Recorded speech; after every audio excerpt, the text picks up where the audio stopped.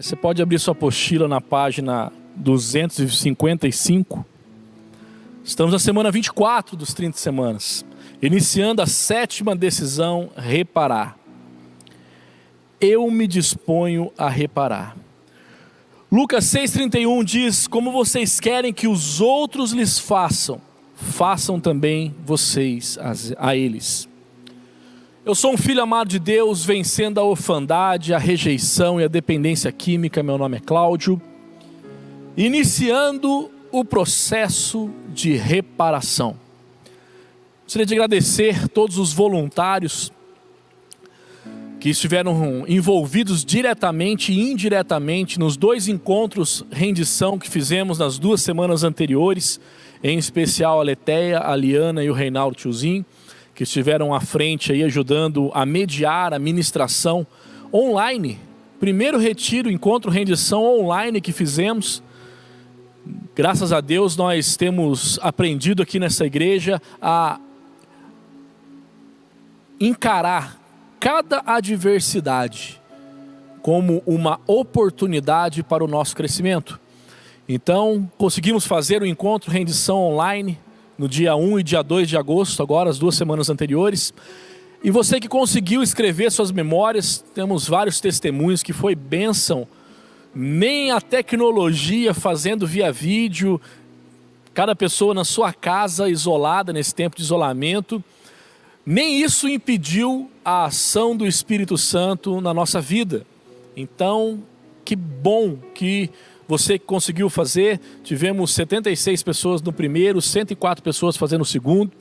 E você que não fez, que não pôde fazer, fique tranquilo que muito em breve teremos no nosso canal aqui, disponibilizaremos, se Deus quiser, um encontro rendição, para que as pessoas também possam fazer. O pessoal da Rede Inspire aí, que nos acompanha também por todo o Brasil, iremos disponibilizar também para a Rede Inspire. E teremos mais essa ferramenta, o encontro rendição online, graças a Deus. Então vamos lá, você que fez, escreveu suas memórias, de tudo que você escreveu ali nas suas memórias, surgiram 2 listas, né? Uma lista de pessoas a quem você vai precisar pedir perdão e uma lista de pessoas a quem você vai precisar fazer reparações, ok? Ou seja, liberar perdão para as primeiras e a segunda, pedir perdão. Então a primeira lista você libera perdão para as pessoas que te feriram e a segunda lista você pede perdão para as pessoas a quem você feriu. Ou seja, nós fazemos reparações. Então, iniciando o processo de reparação, Mateus 5,8 nos diz assim: bem-aventurados os puros de coração, pois verão a Deus. Chegou a hora de lidar com aquilo que você escreveu em suas memórias. Muitos guardam segredos a vida toda. No entanto, esconder essas verdades pode ter um alto preço. A perda do respeito próprio, seja de energia ou a escravidão diante de maus hábitos, são alguns desses altos preços.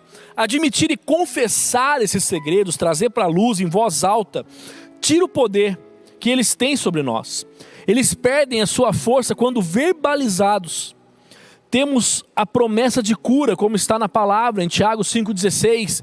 Portanto, confessem os seus pecados uns aos outros e orem uns pelos outros para serem curados. Pois a oração de um justo é poderosa e eficaz.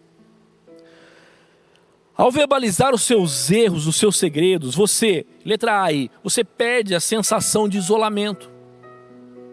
Você também perde a relutância em perdoar as pessoas, porque você vai lembrando de tudo que Deus já te perdoou. E se você for olhar, se você for uma pessoa assim como eu, talvez você não tenha tido uma vida antes de Jesus tão lascada quanto a que eu tive. Mas você pode ter certeza que você, ao escrever suas memórias, olhar ali, tudo que Deus já te perdoou, fica difícil você negar perdão a alguém. Ouso dizer isso para você. Se você escrever suas memórias e ver, e botar na ponta do lápis ali, tudo o que Deus já te perdoou, fica difícil você negar perdão a alguém. Você também perderá a sua arrogância e o seu orgulho. Dificilmente uma pessoa não tem um pouco de arrogância e de orgulho. Se você for uma pessoa normal como eu, você tem muito. muita arrogância, muito orgulho. Bom que Deus quebra isso na gente, entendeu? Bom que Jesus, nessa caminhada com Jesus, no relacionamento com Jesus, Ele vai quebrando essa arrogância, Ele vai quebrando esse orgulho que você tem. Você também perderá a sua tendência de negar a verdade. Sabe essas fugas ou fingir que nada aconteceu? Negar a verdade, colocar máscara, você perde isso. Mas você também ganhará a cura prometida por Deus na palavra. A gente acabou de ler Tiago 5,16. Você também ganhará a liberdade completa. Quando você traz para a luz, você dissipa as trevas. E Satanás perde esse trunfo que ele tinha de acusação contra você. Você também ganhará apoio das pessoas. Você pode pensar que as pessoas vão te achar menos por você demonstrar ou falar das suas fraquezas. É muito pelo contrário. Quando você fala das suas fraquezas, você ganha muito mais respeito e admiração das pessoas. Eu tenho muita admiração e respeito por pessoas, como assim o pastor Conrado acabou de fazer aqui, vem aqui de púlpito para falar das suas limitações, das suas falhas que tiveram nas suas vidas. Eu admiro pessoas assim. Eu não consigo ficar perto de pessoas que arrotam santidade, que se dizem perfeitas, que não pecam. A Bíblia diz, se você acha que não peca, você é mentiroso. Ou pior, você está falando que Deus é mentiroso. Então eu ando perto e admiro pessoas que abertamente falam das suas limitações, dos seus pecados, pecados cometidos, coisas que graças a Deus hoje já estão libertas, que hoje é apenas um testemunho. Como o pastor Conrado acabou de ler aqui e nos emocionar. Então eu admiro pessoas assim, eu gosto de estar perto de pessoas assim, eu respeito pessoas assim, eu admiro pessoas assim. Porque elas são tão humanas, tão limitadas quanto eu.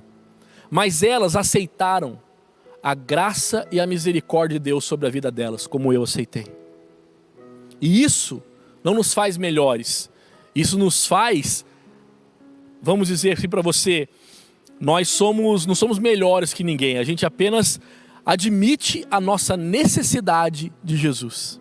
Nós precisamos de Jesus, porque sem Jesus nós não somos nada. Mas com Jesus nós podemos fazer coisas maravilhosas através da ação dele na nossa vida, em nós e através de nós. Mas não somos melhores do que ninguém. Somos tão ruins como qualquer outro. Isso o encorajará a andar próximo ao seu confidente. Você que ainda não tem um confidente, tem todos os links aí na rede social, nos ajuda a te ajudar, ok? A partir da próxima, ou a partilhar e aproximar as pessoas, e também quando você confessa, levado a um novo nível de maturidade, ousadia e coragem, como se lê do autor John Maxwell. Um homem deve ser grande o suficiente para admitir os seus erros, esperto demais para tirar proveito deles e forte o bastante para corrigi-los. Muitos até admitem que erram, estão dispostos a reparar os seus erros e saírem da superficialidade e limitações emocionais, mas querem fazer isso de toda forma muito dramática. É como se tivesse que andar de carro numa rodovia movimentada e resolvessem parar no meio dela. Certamente o tráfego intenso o atropelaria, me causaria um engavetamento ou grandes proporções e um acidente dramático. Você não pode parar no meio da via para resolver os seus problemas, mas também não pode continuar como se nada tivesse acontecido. A reparação é exatamente isso. E logo depois de se tomar as consequências de que aconteceu algo de errado em sua história, identificar as pessoas que estão envolvidas no erro. Verifique-se a necessidade de reparação, mas isso não pode ser feito de uma forma irresponsável. Ok? Como a gente acabou de falar, você não pode achar que porque você tem que fazer reparação, você vai fazer de uma forma irresponsável, sem pensar, sem medir as consequências e principalmente sem o direcionamento do Espírito Santo. Tem reparações, por exemplo, que você não vai poder fazer. Se você, por exemplo, for gerar mais problema ainda para a pessoa, é uma reparação que você não faz. Por exemplo, eu tive relacionamento sexual com as minhas namoradas na minha adolescência, na minha juventude. Eu devo reparação para essas moças? Devo. Só que hoje eu estou casado, tenho a minha família, elas estão casadas também, tem as famílias dela, os filhos dela. Eu não vou bater na casa dela hoje, o marido dela vai atender, eu vou falar, eu vim pedir perdão aqui porque passou a mulher, porque a gente teve relacionamento sexual na nossa juventude. Eu vou gerar problema. Então, se eu for gerar mais problema para a pessoa, eu trago isso à luz para o meu confidente, a reparação está feita. Tem reparações que vão ser impossíveis de se fazer. Por exemplo, você tem que fazer uma reparação, liberar perdão ou pedir perdão para o seu pai. E seu pai já morreu. Você não vai num centro espírita, numa mesa branca, para invocar. A gente não acredita nessas coisas. Você está entendendo? Se você quiser fazer algo cerimonial ou memorial, como a gente vê em alguns filmes como Corajoso, daquele policial negro que nunca conheceu o pai dele, mas foi lá ler uma carta no túmulo do pai dele. A gente sabe que o pai dele não está ouvindo, a gente sabe que o pai dele não tem comunicação. Só que, se você for se sentindo melhor lendo uma carta, botando isso para fora diante de um túmulo, pode fazer. Lê com o seu confidente. E aquilo já está na luz, aquilo já está resolvido. E tem reparações que você vai fazer, simplesmente vai chegar para a pessoa e falar, eu vim aqui para te pedir perdão. E a pessoa vai simplesmente virar para você e dizer, não perdoo. Você com Deus está resolvido, passa a ser problema da pessoa com Deus agora. Mas tem reparações que o Espírito Santo vai te pedir. E ele vai proporcionar para você o momento exato de se fazer essas reparações. Ok? Durante a minha trajetória, vamos dizer assim, no 30 semanas, o primeiro ciclo, 3 reparações o Espírito Santo trouxe ao meu coração. Uma delas a pedir perdão ao meu amigo de infância por ter roubado no meu emprego, para consumir droga. Chegou o dia exato, o momento exato, consegui fazer reparação, pedi perdão para ele, arquei com consequências. Só que as consequências de você dizer a verdade são infinitamente menores do que a consequência de você tentar sustentar uma mentira. Então, no final das contas, foram muitas bênçãos decorrentes dessa reparação. Outra reparação era abrir mão de um processo que eu tinha com uma fábrica, que eu abri um processo que caçapava, uma lesão na coluna, consegui também. A mais difícil que eu tive que fazer, confessar para minha esposa todos os adultérios que eu tinha cometido durante o meu casamento. E eu estava preparado para falar no primeiro ciclo, em 2008. Só que a minha esposa não estava preparada para ouvir. Eu tive que orar e esperar o tempo de Deus 4 anos e meio.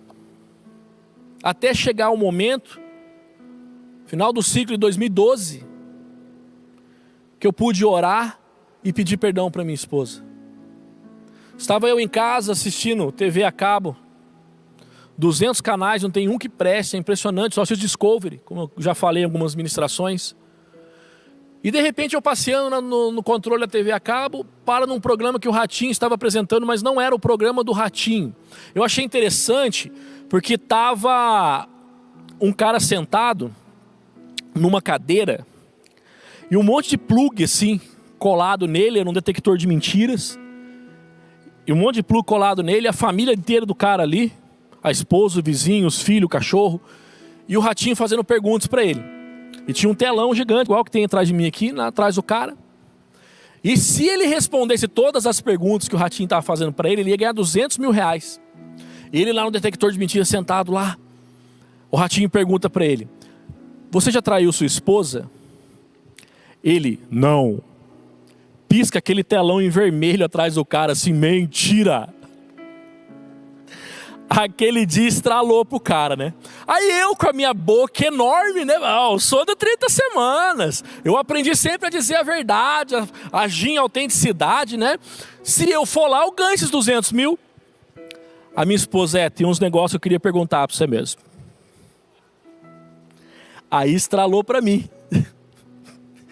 Aí eu entendi do Espírito Santo que aquele era o momento. Aquele era o momento de se falar. Cheguei, deixei meu filho em casa jogando videogame, subi no 2º andar na lavanderia da minha sogra, e lá eu pude confessar para minha esposa tudo que eu tinha feito de errado. E eu lembro até hoje as palavras da minha esposa. Eu te perdoo, porque eu sei que você nem sabia o que estava fazendo. E sinceramente, de coração falo para você, não sabia mesmo. Para mim adulterar era como tomar um copo de água. Coisa mais comum do mundo, sabe aquelas frases do inferno? Todo mundo faz. Não tem nada a ver, não. Falava, olha a natureza para você ver. É um boi para 20 vacas, um galo para 10 galinhas. Até parece que o homem é para ter uma mulher só. Hoje, eu consigo entender o porquê de eu ter que orar e esperar 4 anos e meio. 4 anos e meio foi o tempo que levou para minha esposa perceber e evidenciar a transformação que Jesus estava fazendo na minha vida. Aquele Cláudio de 4 anos e meio depois, não era o Cláudio que adulterava mais. Era uma nova criatura, era um novo eu, transformado, redimido e lavado pelo sangue de Jesus. Então eu tive que viver o processo, esperar o processo, fazer efeito na minha vida, para chegar no tempo de Deus e receber o perdão através da vida da minha esposa. Porque me desculpe as mulheres, você sabe que uma mulher perdoou quando na próxima briga o assunto não volta à tona. A gente já brigou milhares de vezes depois disso. Eu sou uma pessoa difícil de se conviver. A minha esposa nunca me jogou isso na cara. Então eu experimentei o perdão de Deus fluindo através da vida da minha esposa. Respeitando, orando, esperando o tempo de Deus para fazer a reparação. Deu para entender? Esse é o processo correto. Se você fizer do jeito de Deus, não tem como dar errado. Reflita aí, você consegue assumir seus erros com frequência, sim ou não? Ou nem sempre? Tem um nem sempre aqui. Podia tirar esse nem sempre aqui, né? Ou não, manter o nem sempre. Sim, não, não sei, nem sempre. Tem pessoa que até consegue, mas nem sempre, né? Então, acho que foi isso que... Mas vamos lá. O que fazer com as verdades descobertas nas escritas das memórias? Em primeiro lugar, confesse as suas falhas, ressentimentos e pecados. Provérbios 28:13 diz: quem esconde seus pecados não prospera, mas quem os confessa e os abandona, encontra misericórdia. Deus quer que você se torne próspero e admita que o erro é real. Realmente é um erro, que você é culpado. Você precisa confessar francamente os seus erros e pecados que descobriu em suas memórias. Para quem confessar as suas falhas e vergonhas, ela cessa e dá início a uma nova realidade. Ou seja, a confissão também é necessária para a comunhão, pois os nossos pecados erguem uma barreira entre nós e o Senhor. Entre nós e a nossa missão, entre nós e as pessoas. Os seus pecados arrancam de você dos planos de Deus preparou para que nós andássemos neles. Efésios 2:10, porque somos criação de Deus realizada em Cristo Jesus para fazermos boas obras, as quais Deus preparou de antemão para que nós as praticássemos. Não perca nem mais um minuto de sua vida fora do plano de Deus para você. Reconheça, confesse e repare os seus erros. Reflita aí, você já conseguiu identificar os fatos e as pessoas que te feriram? Sim ou não? Segundo, obedeça a orientação de Deus e preste contas. Romanos 14:10-12 diz: portanto, você que julga seu irmão, por que você julga seu irmão? E por que despreza seu irmão? Pois todos compareceremos diante do tribunal de Deus, porque está escrito: por mim mesmo jurei, diz o Senhor, diante de mim todo joelho se dobrará e toda língua confessará que sou Deus. Assim cada um de nós prestará contas de si mesmos a Deus. Você vai prestar conta só de você. A Bíblia é muito rica quando o assunto é prestação de contas. Ninguém consegue viver de forma irresponsável se tiver consequência ou tiver consciência de que um dia estará diante de Deus para um acerto final de contas. Durante o ciclo do 30 semanas, você é estimulado a buscar um confidente. Mas após o ciclo do 30 semanas, você será estimulado a ter vários parceiros de prestação de contas. Você precisa ter pessoas da sua confiança para quem você presta conta. Eu tenho várias pessoas da minha confiança para quem eu presto contas. Eu presto conta para os meus discipuladores, eu presto contas para os meus amigos mais próximos, eu presto contas para líderes aqui do 30 semanas. Eu tenho várias pessoas para prestar contas. Eu presto conta para minha filha Isabela, de 7 anos. É impressionante, gente. A minha esposa não pega no meu pé, a minha filha, eu tenho que prestar conta para a menina de 7 anos. Vê se pode isso aí, Jesus. Eu com 41 anos de idade, tenho que prestar conta para minha filhinha de 7. Só Jesus na minha vida mesmo. Reflita aí. Você se compromete a fazer as reparações necessárias? Sim ou não? Terceiro, entenda que não há mais culpa para quem está em Cristo Jesus. Romanos 8:1, portanto, já não há condenação para os que estão em Cristo Jesus. A sua história de vida, o seu testemunho, até as coisas ruins que aconteceram com você ou que você fez, elas podem explicar as situações, mas elas não definem quem você é.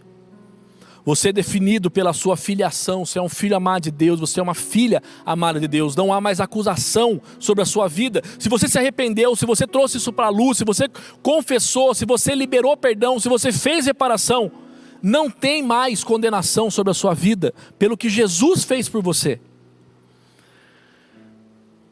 Se o pecado já foi confessado, arrependimento aconteceu, então é certo que o pecado está perdoado, é hora de seguir em frente.